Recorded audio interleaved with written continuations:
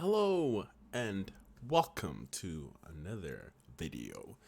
Now we have a very special presentation for you guys today. Just kidding.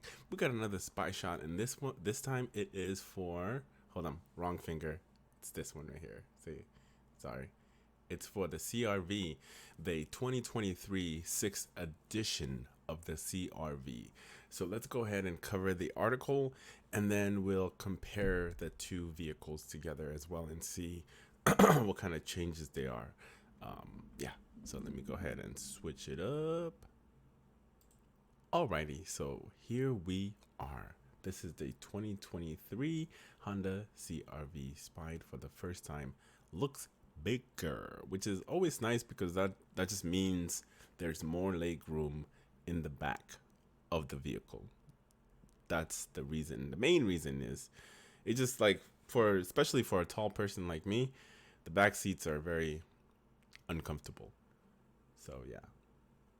Anyway, with this being the first look at the 6th gen CRV, it's no wonder the prototype is covered in camouflage from front to rear. That said, we can't help but notice that the crossover seems to have grown in size while the front and rear overhangs continue to be quite large.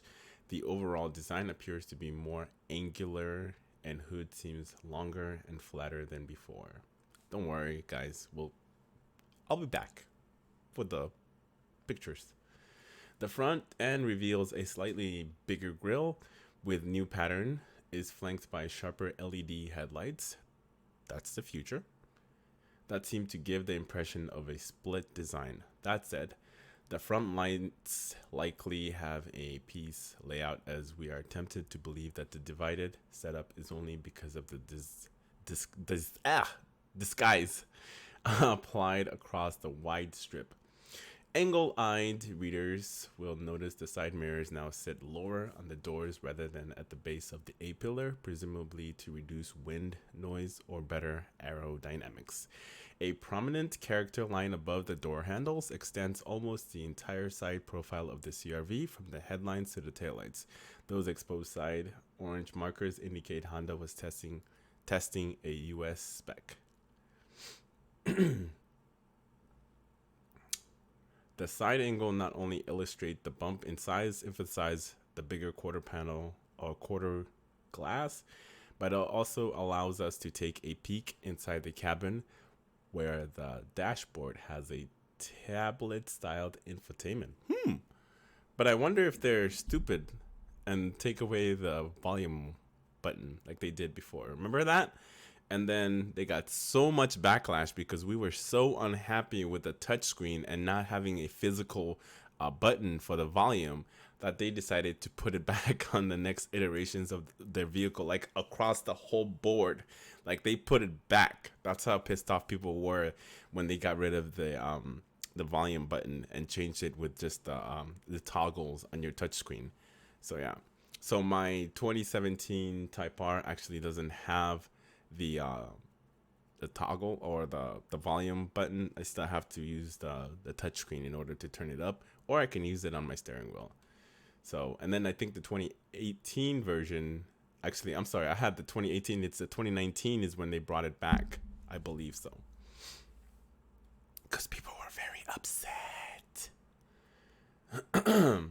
The touchscreen sits upright as it's opposed to the current CRV where the infotainment is slightly angled and rests on the center console. It'll be interesting to see whether the growth inside will prompt Honda to accommodate a third row, or the Pilot will remain the firm's only SUV in the United States to offer 7 seats. I think the CRV is perfect the way it is. It gives you kind of like I want to say a healthy medium.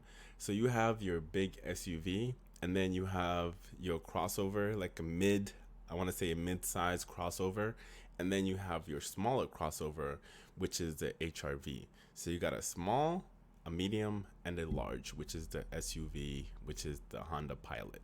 So I think it's fine just the way it is with the 5 seats. But that's my opinion. Let me know what you guys think in the comments below. Should it be a 7-seater or 5 seats are just fine the way it is? Moving on. The current CRV is already offered in some markets with a third row, but in US model is available exclusively with 5 seats because there's not enough room in the third row, especially for a person my side. I'll be like getting squashed back there. Either the disguise is playing tricks on us, but the prototype lacks the vertical lights of the current CRV. However, would be willing to bet those are still there, considering all the generations of popular compact crossovers have this light layout in common, starting with the original 1996. Depending on the market, the current Honda CRV is already offered with hybrid and plug-in hybrid powertrains. So for the next generation model to embrace electrification, furthermore, it's early to say whether Honda has plans for a version without the combustion engine, but even if that's the case, it won't be available from day one. Since this is the first batch of spy shots, it likely means an official reveal of the CRV won't take place anytime soon. It could debut in 2022 and go on sale North America as a 2023 May. All right, so now we're gonna get back to the good part. As you can see here, they have a slight comparison. Just from the photo alone, you can see the rims are different, obviously. Just like the body panels are also changed as well.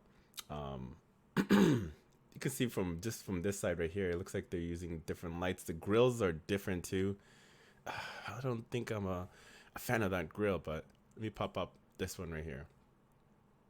So this is what the current crossover looks like, the CRV, and this is the front. As you can see, the front of this new one, the 2023, they completely changed the way the grill looks. It kind of looks similar to the HRV, but Honda tends to do that a lot. Like their vehicles tend to be very similar in sort of ways. I guess they want to have it more opened. It's got definitely different, very keyword there, different, which is good in some ways.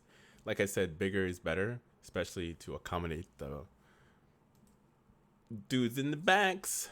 Better, bigger wheelbase, that's also a good thing. You got your reflectors right here. And hold on, let me see if I can see the, oh, here we go. So it looks like we have the Honda sensing stuff up top, unlike the Accord, which has its sensors right in the middle. So yeah. And then what else we got? Bluetooth. Let's look at the rear. Did they get a rear shot of this? And see if we can compare the rear of the back side. Let's see here. Let me see. Let me just grab this down a little bit. And then maybe we can. Okay, so off the rip here, you can see a little bit of comparison here. Like this seems like this one sits a little bit lower because it's obviously a lot bigger, as you can notice from this one right here, from the current 2021 version. You can tell like this is much bigger on the backside, and it seems they got rid of the lights or the reflectors or whatever from the sides on both sides. It seems like they got rid of that. Let's see, different color maybe. Yeah, that looks good. Much better. All right, let's see, next photo. Hopefully we can get a better look. Looks like a, there, I think that's a good photo of the rear of it. Like I said, it seems like the taillights have been changed. Seems much bigger. The glass has also changed. It seems more squarish. I don't know. It's just it's different. You know, it's different. Okay. So are you guys excited for the CRV? Will you be purchasing one? Will you be purchasing a CRV in the future? Because if you are, you should definitely consider Honda CRV as well as the RAV4. The RAV4 is a really nice vehicle. Like my top two is always just Toyota or Honda because they're just very dependable and they hold their value. Another thing that you got to take into consideration is like,